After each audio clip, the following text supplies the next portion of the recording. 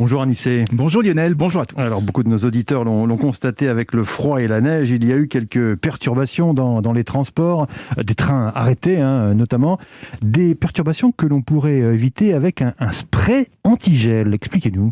Eh bien, c'est un spray qu'on pulvérise sur les aiguillages, sur les caténaires, sur les volets des avions ou même sur le pare-brise d'une voiture. Et ce spray va créer une pellicule protectrice qui va faire glisser le givre, glisser la glace pour l'empêcher de se coller aux surfaces. Du coup, il y aura plus besoin de gratter, plus besoin de chauffer ou de faire appel à des dégivrants chimiques, parce que la glace va tomber d'elle-même, ou au pire, il suffira de secouer et de passer un coup de brosse.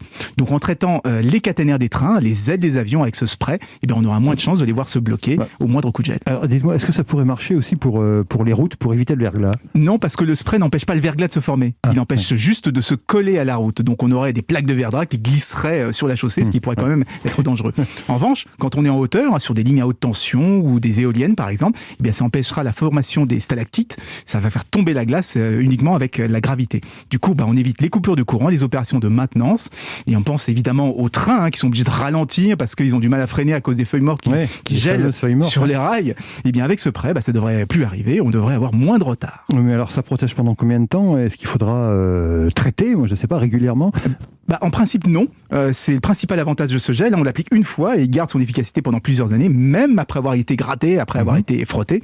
Mais bon, ça reste quand même à vérifier. En tout cas, c'est un spray qui a été mis au point par des chercheurs de l'université de Houston aux États-Unis et il est actuellement en cours d'industrialisation. L'innovation sur Europe 1, c'est tous les matins avec Anissé Mbida. Merci Anissé, à demain.